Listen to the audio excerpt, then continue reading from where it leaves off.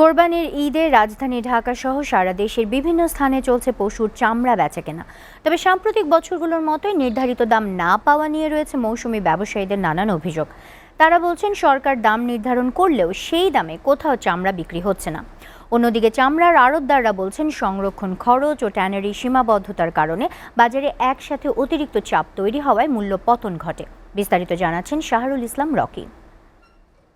ঈদের দিন সকাল থেকেই রাজধানীর পোস্তা, হাজারীবাগ সহ বিভিন্ন আড়তে আসতে থাকে কুরবানির পশুর চামড়া। স্থানীয় মৌসুমি ব্যবসায়ী এবং মাদ্রাসা ও এতিমখানার প্রতিনিধিরা প্রায় বিনামূল্যে পাওয়া এসব কাঁচা চামড়া নিয়ে আসেন আড়তে, আর এই সুযোগটাই নেন আড়তদাররা।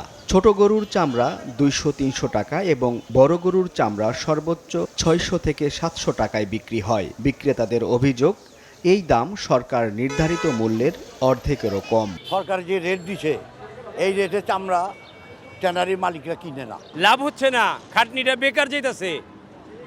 হ্যাঁ, আর যে কষ্ট করে আনতেছি এই কষ্টের বিনিময়ে কোনো ফল হচ্ছে না। ছোটবেলাতে দিচ্ছি এক একটা চামড়া 1500 করে, 2000-4000 টাকা করে বেচছি, আর ওখানে চামড়া কোনো মূল্য নাই। তবে অভিযোগ অস্বীকার করে চামড়া ব্যবসায়ীরা বলেন, চামড়া বেচা কেনার কিছু নিয়ম আছে। লবণ ছাড়া চামড়া বেশিক্ষণ সংরক্ষণ করা যায় না। মৌসুমি ব্যবসায়ীরা লবণ ছাড়া কাঁচা চামড়া তাৎক্ষণিক বিক্রির জন্য আনলে লোকসান হবেই। সরকার যে নির্ধারিত দাম দিছে এটা হলো লবণযুক্ত চামড়া। এখন আপনারা যেটা বলছেন কাঁচা চামড়া, গতবারের থেকে এবার লবণের বস্তা 2 থেকে 250 টাকা বাড়তি। এক, দ্বিতীয়ত অনেক কাটা ছেঁড়া চামড়া আছে, আমরা নিতে চাই না, ওটা কোনো দামেই বিক্রি হয় না।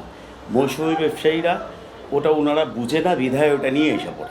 বিক্রি কিনি ভালো এবং চামড়ার ডিমান্ড আছে, চাহিদা আছে এবং উপযুক্ত দামও আছে।